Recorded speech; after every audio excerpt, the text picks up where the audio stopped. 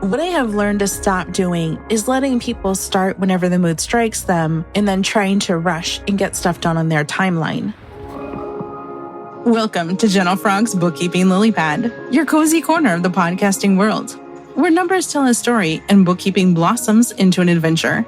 My name is Rachel Barnett, and I'm glad you're here. This podcast is for bookkeepers who enjoy authentic, unfiltered, and always encouraging friend to talk shop with.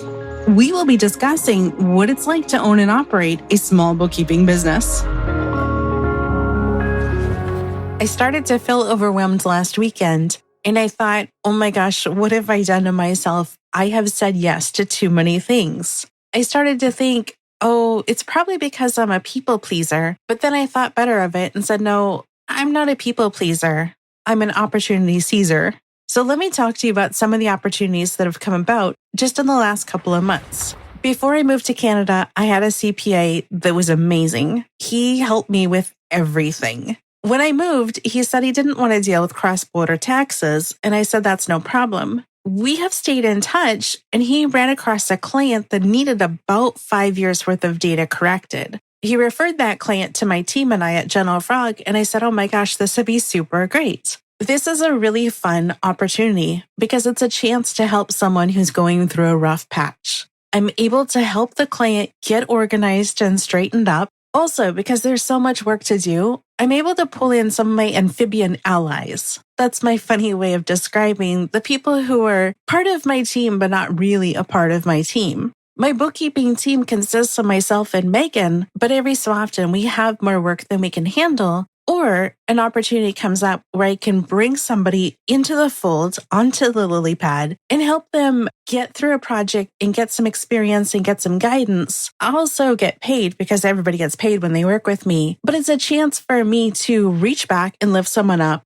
So in the case of this client, there are now 4 of us working on the account. There's Cass and Ann. Then there's myself and Megan. The 4 of us have a really good rhythm and we're making it happen, and I'm so excited. I'm looking at it and saying 5 years of bookkeeping is a lot of bookkeeping to get done. That feels overwhelming, but it's okay. It's not the first time I've done a big project like this, and it certainly won't be the last. But it's one of those times where you stop and think, oh my gosh, what have I done? Am I okay that I've done this? The next opportunity that came up is with Bookkeep Anywhere, also known as 60-Day Bookkeeper. I have been coaching with 60-Day Bookkeeper for almost 4 years at this point. The founder has decided to try doing a cohort, taking a group of students through the entire program from beginning to end with weekly check-ins.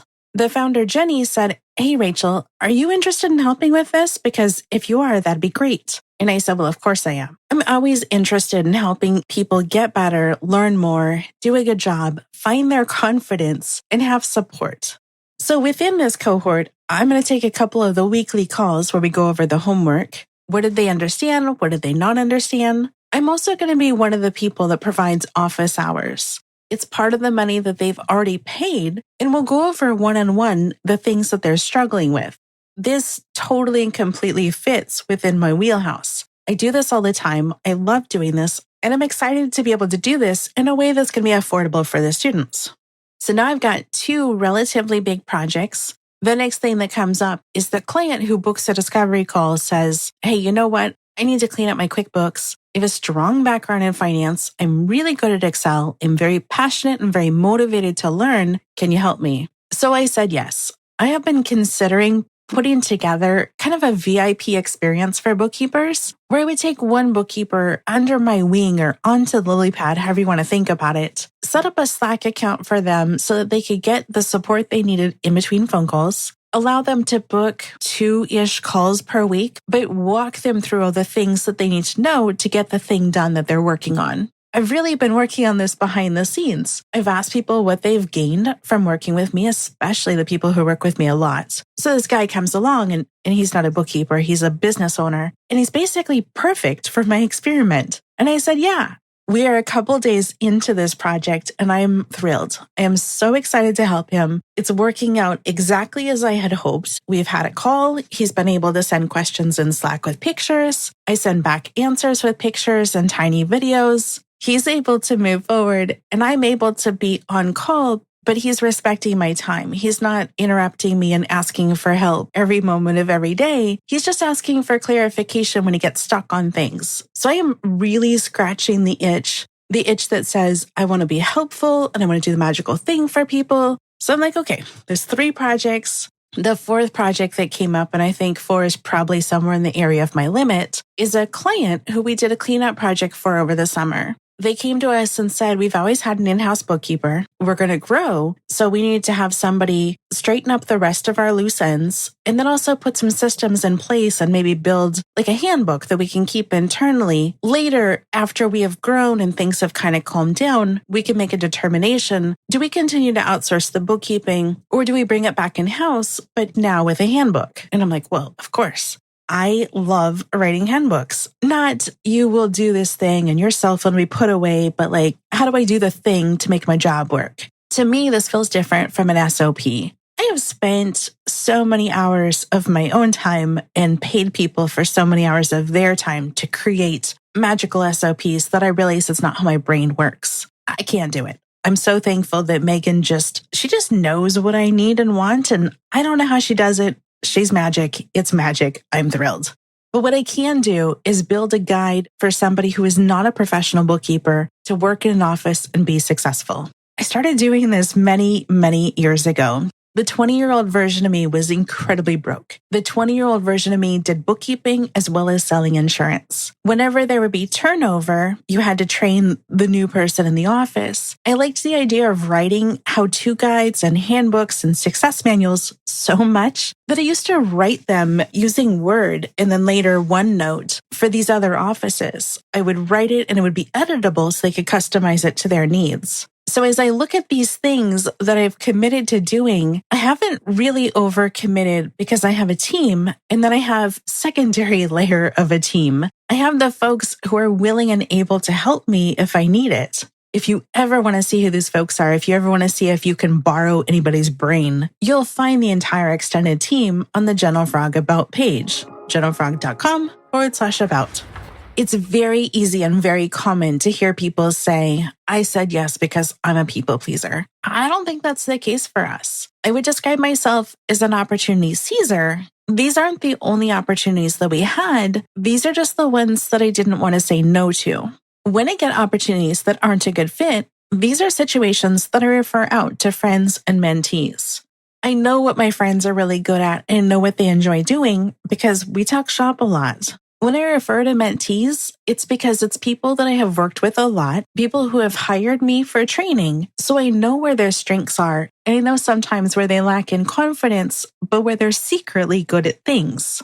When I look at opportunities for bookkeeping or potential bookkeeping clients reach out to me and say, hey, we want Gentle Frog to do our bookkeeping, I talk to Megan. Megan is my right hand and is my bookkeeper. Megan is an amazing combination of my right hand and my bookkeeper and a very strong extension of me. Some of the situations that I had mentioned at the beginning, the 4 things that led me to feel like maybe I'm overwhelmed and I need to pull in more people to help, those were conversations that started in the summer. We'll get them started here. We'll work on them through here. We'll be done by here. You know that juggle that we all do where we plan out our workload? We definitely thought things would start in a different order than they did. So that's the magic of self-employment. You have to learn to roll with the punches and to adapt. Sometimes when we talk to potential clients, we let them know, yeah, we can help and we can work on this, but we have to start by here and we have to get all the documents by this date in order to finish this by whatever time it is we're hoping to finish.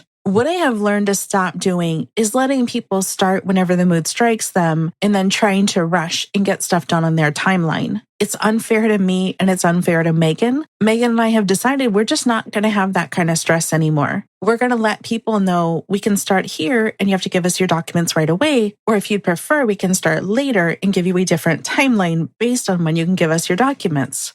If you're a bookkeeper listening to this, you know the documents aren't complicated. It's stuff like give us access to your point of sale or send us the reports, give us your bank statement or give us accountant access. We're not looking for crazy complicated stuff here. We're just not magical mind readers. Over the weekend, I took a long walk and between popping into bookstores and consignment shops, I started thinking about my workload. By the time I got home, I was well on my way to freaking out. I decided it was time to set some boundaries for myself. So there's nothing I can do about the work that I've taken on. The best thing I can do is identify how the work is going to get done. For me, that turns into making a really clear list of what needs to get done, who's working on it, is it waiting for me, is it waiting for someone else? I also set boundaries with myself. I really want to make myself available for people. I love what I do, I'm good at what I do, people enjoy learning from me, and I want to help them learn.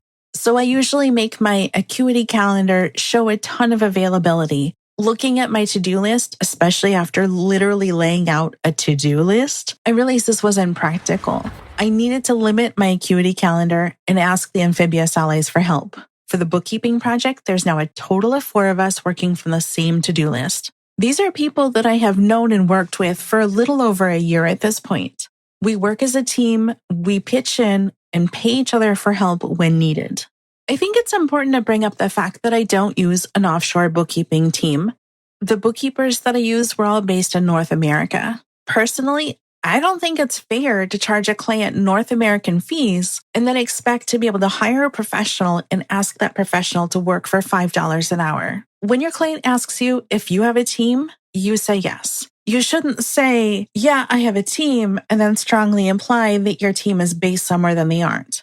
I don't think it's fair for your client to have to ask you specifically, do you send my financial data overseas? I saw a post on LinkedIn that I liked a lot. It's a bookkeeping firm that says we're hiring. We need a US-based private equity accountant with experience, and then it goes on to describe the needs. The president of the bookkeeping firm goes on to say, does anybody know an accountant with private equity experience that might be looking for a flexible full-time position? She then goes on to say, note, this is for US-based workers only. I understand there are qualified workers all over the world. However, the commitment I've made to my clients is that all of their information and their work will remain here in the US and not be outsourced elsewhere. I think that's powerful, and I think it's huge. I think that if you're going to outsource your work overseas, you need to be incredibly upfront to your clients and let them know. Let them make the decision where they want their data. I hire, refer, and support other bookkeepers because it's the right thing to do and because I've benefited from others helping me. If you're a bookkeeper listening to this, I challenge you to ask yourself, how can you reach back and lift someone up? If you're hiring offshore, I'll ask you to consider giving a newbie a chance. You once benefited from someone giving you a chance. I've mentioned this before, and I'll mention it again. I regularly refer business to other bookkeepers, specifically those in my inner circle and the regulars who hire me for training. This is not a sales pitch, this is just a fact. The folks who hire me a lot, most of them end up breaking even after a while because I get to know them, I make introductions, and sometimes I sell jobs on their behalf. The example I'm thinking of is a really nice bookkeeper in the Midwest. I knew her strengths. I had an opportunity to do a very easy, very simple catch-up project. I knew the client would never just happen to stumble across her. So I got a sense of the scope of work. I quoted it if I were to do it, and I quoted it if she were to do it. And the client said, yeah, no problem. I'm totally fine to work with a mentee or a less experienced person. I understand we all start somewhere, and really this is not the sort of thing that can be messed up. So I let her know the good news. I said, hey, I've got this project, this situation for you. She said, no problem. And then we set up a Slack account just so her and I could communicate about the project as she was working through it. This is one of those examples of situations where I'm going out of my way to give back and help others. I'm telling you this because sometimes there's something so easy that you can do that will make a tremendous impact for someone else. There are times when you help others out because you can, because you know that what goes around comes around. In this case, I ended up helping 2 people, the client who needed the thing on a budget and the bookkeeper who needed experience. What I got out of it was the ability to weasel out of doing something that would have been a bit boring for me. You'll hear me talk about it a lot, but the reason I am where I am today is because people did the same thing for me. People said, yeah, I could do this, but I have plenty on my plate and I can send a few things someone else's way because I know it'll make a difference for them. I'm so grateful for all the people who did that for me, who said I can share a little bit of the extra and I think it'll make a difference. The fact is it did. Other ways that I have given back, and you might find value in this yourself, was that I had volunteered to teach a basics of QuickBooks Online class for my local SCORE office. SCORE is the nonprofit arm of the SBA. I did this for about 6 years. It was an interactive workshop where I went up to the front of the room, and for 3 hours, I would walk people through the basics of QuickBooks Online. How do you pull up your profit and loss? How do you pull up your balance sheet? How do you make an invoice? How do you make a sales receipt? How do you reconcile your checkbook? I didn't do this because I had a strong desire for public speaking. I think I may have had less than zero desire. My Score mentor said, you know what? You know QuickBooks, and we really need someone to teach small business owners how to use QuickBooks. I said, I don't know what to teach. I've never done this sort of thing. I don't know even where to begin. So my Score mentor said, no problem. He had been a corporate executive for his whole career. He was like, I'm going to make you a bunch of slides. I'm going to make you a slideshow, a PowerPoint. I will identify the things that people need to learn, and then you can just go stand in the front and teach it. Well, fantastic. My Score mentor is the best. I think I overwhelmed every single person in those first handful of classes. Everything that he had ever learned about QuickBooks or everything that he thought was incredibly important for small business owners to know, they were in those slides. As the years progressed, I narrowed this down and came up with something that was much, much simpler. We would use Craig's Landscape and Design and have everybody load it up, open it, and then we would go through exercises together. Everybody in the room to collapse the profit and loss. I want to talk to you about what you see. I want to show you how you can drill down in the numbers. I made it into an experience where everybody or almost everybody came away feeling like they learned a thing and they could take action and they could do a thing. While I did get better at public speaking, I still got really nervous. And so eventually, as my business grew and as I was no longer growing from the experience of teaching, I decided it was time to pass the baton. So where I was teaching once a month for 6 years, I said, this is my time to kind of back away slowly and bow out. Instead of just saying, peace out, I'm so glad I met you, see you, bye, I had my designer create a set of my handouts, but unbranded. I reached out to other bookkeepers in my network and I said, hey, this can be done remotely via Zoom. Who else wants to stretch and grow yourself and practice speaking from the comfort of a volunteer position? People paid for the course. They paid $50 or $60 for 3 hours. That's a pretty good deal. As educators, we would volunteer, but we would get a chance to put our name out there. No marketing, no soliciting, none of that obnoxiousness. But we could express, like, here's who I am. Here's how you can find me. I want to teach you a thing. Get some practice. Get a sense of what people are stuck on and not understanding so that we could get better about teaching. Like, I can teach better if I keep hearing the same questions over and over again. Then I know I need to explain that concept in different or better detail. I'm thrilled. When I left, I had referred 2 other people to teach the workshop. I shared my internal notes, I shared the unbranded handouts, and I shared a video of the workshop so that other people could see how I ran it. They can go adapt and do whatever magic with it that they want. I encourage people to take the slides, to take the idea and put their own spin on it, just like I was able to put my own spin on the comprehensive and I would say slightly overwhelming slides that I was given to start with. I recognize that this podcast is new and I'm still finding my footing, but if the idea of this podcast resonates with you, I'm going to ask you to do 2 things. First, I'm going to ask you to join my Facebook group, Gentle Frog's Bookkeeping Lily Pad. Chat with us, interact with us. I want to keep the conversation going. I really want to have a place for small businesses and new businesses and people who are not trying to build an enterprise to hang out. You'll absolutely see and hear, and I give credit to every single person that helps me, but I'm really a small business. When you look at the About page and you say, oh my gosh, there's so many people here. Seriously, like Megan and I work some version of 3/4 time, maybe full time for me. Everybody else on the About page, they work somewhere between a half an hour a week to maybe 15 hours a week. I'm incredibly grateful to have people who are available to do the thing that I need them to do, but who aren't relying on me to be their primary source of income. I very much believe myself to be a small business with a small team. I'm never going to lie to you and describe my business as a solo business because that's not the case. I am the only trainer on my team, except for the times that I get busy and refer people to Erica. I am 1/2 of the bookkeeping team, except for the times when I'm creating courses when I become 1/4 of the bookkeeping team and Megan becomes 3/4 of the bookkeeping team. The other thing that I'm going to recommend for you or ask you to consider, my Facebook group is going to be just for bookkeeping business owners to talk about owning and operating a bookkeeping business. It is not going to be a place where we answer how do I QuickBooks questions or any of that other stuff. If you find that you like the vibe of the podcast, the people helping people, but you also want an element of brainstorming, QuickBooks support, Xero support, whatever else, I'm going to ask you to take a look at Seth David's group. Seth David owns a company called Nerd Enterprises. He has a group called 97 and Up.